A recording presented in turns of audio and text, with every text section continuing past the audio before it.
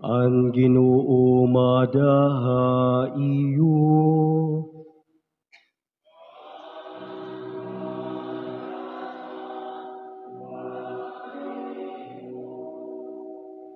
Pagbasag ti Kanghan Santos nga Ebanghelyo sumalakan San Marcos.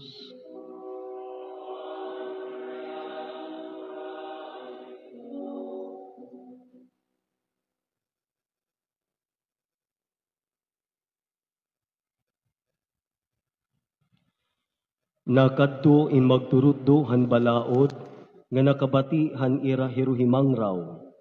Nakita niya nga maupay ang kabaton ni Jesus han mga Saduseyo, sanglit dinaop hiya in pagpakiana.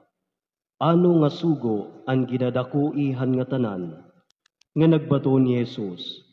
Amo ini ang gidadakui han nga tanan.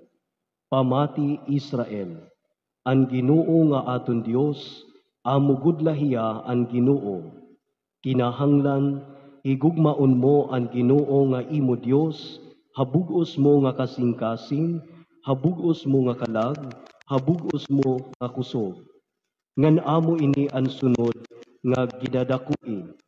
Kinahanglan higugmaon mo ang imo igkasitaw, sugad ha imo ngahaw.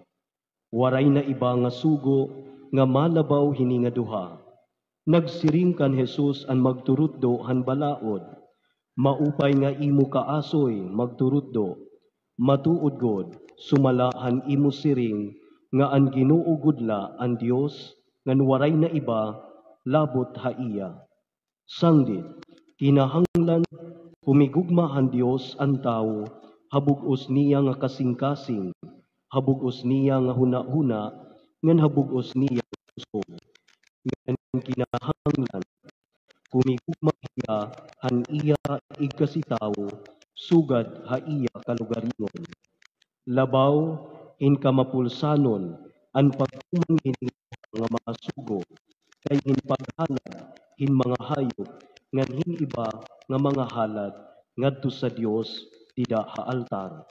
Nasabtan ni Jesus ang kamaupay han iya baton. Sanglit ginsiring ininihiya niya, diri ka nahirayo han ginhadian han Dios.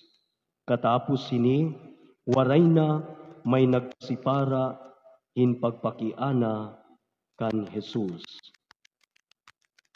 Kabugtuan ang Ebanghelyo han Ginoo. Pagdayawon ka, Kristo.